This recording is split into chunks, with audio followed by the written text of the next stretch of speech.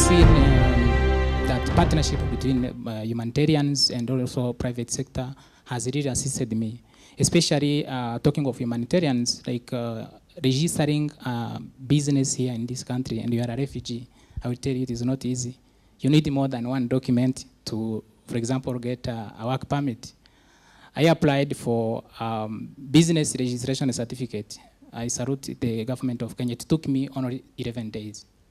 So actually there was a report that just came out by Moving Energies, and they just did this study around kind of how much refugees and humanitarians are spending currently on providing energy in refugee settings around the world. They came up with the fact that about 2.1 billion is being spent currently on horrible solutions, on kerosene, on candles, on firewood, on charcoal. Not only are these insanely expensive, I mean, this is all money that the donors could put back in their pockets or give to you for something else. It's money that refugees could actually use for so many other things that they need to be spending their money on. Not to mention kerosene, diesel, are horrible for the environment, they're horrible for your house, they're horrible for your breath and for your children and your eyesight. So that's a huge challenge out there, actually. But it's also, we would probably see that as an opportunity.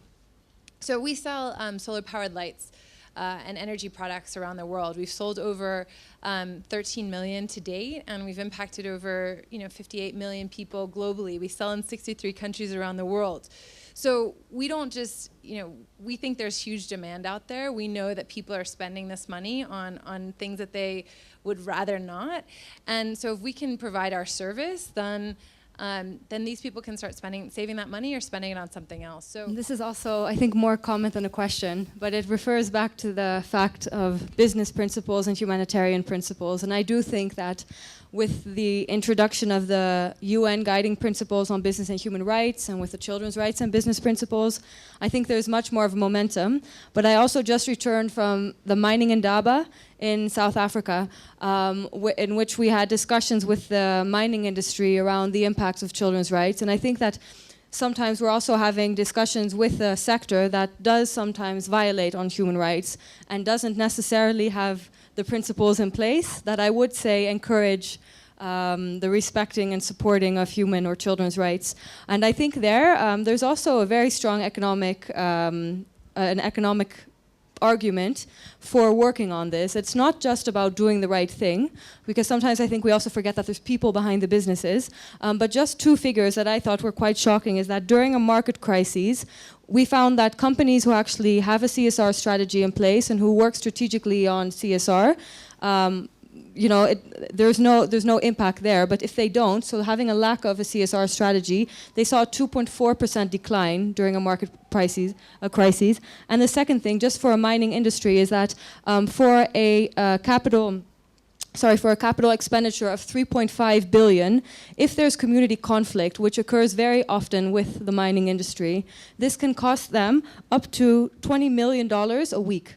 So, if it's not in the best interest for your company to respect human rights because you don't believe in it, then look at the figures. And I think that will also really help for companies who are not convinced to also see the other side. Will business be prepared to stay around longer if there was no immediate profit to be made? But probably by working together on long-term solutions, we lift maybe 50 million people out of poverty, and they have a little bit more money to spend, and you make a little bit more profit. Is business, or are you working on stuff that ensures that it's long-term, no immediate profit, but long-term, 10 years, 15 years down the road? Would you be interested in something of that sort? Because in my opinion, it's good to have humanitarian, but the other flip side is that, the other side of the humanitarian question is other vulnerabilities that we have.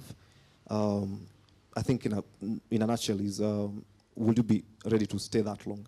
Thank you. So when you approach a private sector with a negative perspective towards profit, it becomes very hard to get partnerships. I think there's a question that's just been asked about long-term. If you approach private sector and give them a long-term goal or vision for what could go, it's important to be able to define it in terms that they understand. Because don't forget, the private sector entity has somebody who's invested their own life savings to build that business.